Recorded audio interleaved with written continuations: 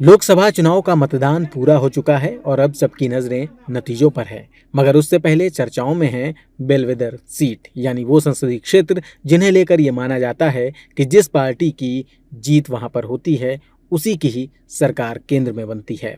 इन्हीं में से एक नाम है जम्मू कश्मीर की जम्मू लोकसभा सीट का। जम्मू लोकसभा सीट का अब तक का इतिहास क्या कुछ कहानी बयां करता है, आइए आपको ग्राफिक्स के जरिए दर्शाते हैं।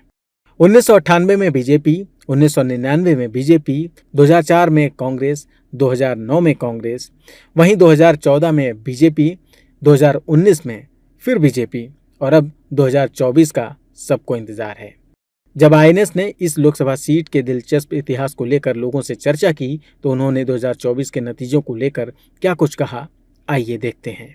जिस तरह से मोदी जी ने काम किया है, अगर डेवलपमेंट की बात करें तो आज हम हिंदुस्तान को एक बहुत ही ऊंचाई पे देखते हैं। इन पर्टिकुलर सेक्शंस, आप सिक्योरिटी की बात करें, आप नेशनल हाईवेज़ की बात करें, आप इनोवेशंस की बात करें, मैन्युफैक्चरिंग की बात करें, डिफेंस की बात करें, तो बहुत ऊंचे स्तर पे ले चुके हैं।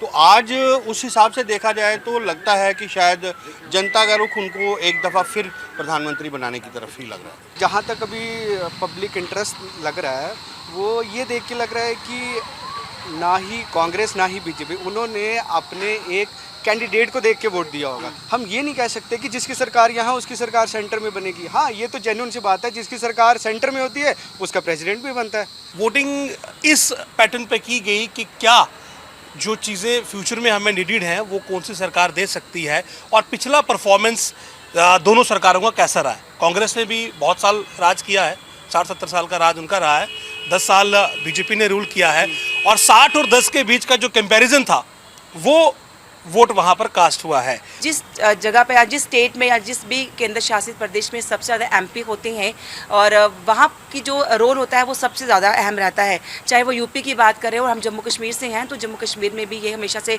देखा गया है कि जहाँ पर जो विजेता एमपीज़ होते हैं उसी पार्टी की सरकार ज़्यादातर हमने बनती हुई देखी है। पिछले 2 चरण की बात करें तो विकास जो है वो लगातार बढ़ता हुआ नज़र आ रहा है। अगर सिर्फ जम्मू कश्मीर की ही बात नहीं, पूरे देश भर में जो है एक अहम फैसले भी लिए जा रहे हैं लोगों के हित के लिए।